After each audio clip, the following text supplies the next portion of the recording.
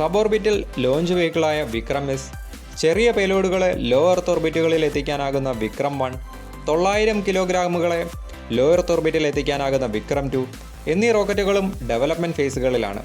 സ്കൈറൂട്ട് എയ്റോസ്പേസ് അവരുടെ റോക്കറ്റ് എഞ്ചിനുകൾ ഡെവലപ്പ് ചെയ്തിട്ടുണ്ട്. ഹൈപ്പർഗോളിക് ഫ്യൂവൽ അപ്പർ സ്റ്റേജ് എഞ്ചിനായ Raman 1, 22 December 2020 solid fuel rocket എഞ്ചിനായ കലാം 5 ടെസ്റ്റ് ചെയ്തിരുന്നു. 19 മെയ് 2022 100 കിലോ ന്യൂട്ടൺ ത്രസ്റ്റ് തരുന്ന കലാം 100 ടെസ്റ്റിംഗ് നടത്തിയിരുന്നു. ഈ എഞ്ചിൻ വിക്രം 1 റോക്കറ്റിൻ്റെ എഞ്ചിനാണ്. 25 സെപ്റ്റംബർ 2020 അപ്പർ സ്റ്റേജ് ക്രയോജനിക് എഞ്ചിനായ ധവാൻ 1 പുറത്തിറക്കിയിരുന്നു. ഹെവി ലിഫ്റ്റ് സിസ്റ്റംസ് ആയ വിക്രം 2വിനെ പവർ ചെയ്യാനാണ് ധവാൻ 1. ലിക്വിഫൈഡ് നാച്ചുറൽ ഗ്യാസ് ഫ്യൂവലായി ഉപയോഗിക്കുന്ന ഇന്ത്യയിലെ ആദ്യ ക്രയോജനിക് എഞ്ചിനാണ് ധവാൻ 1.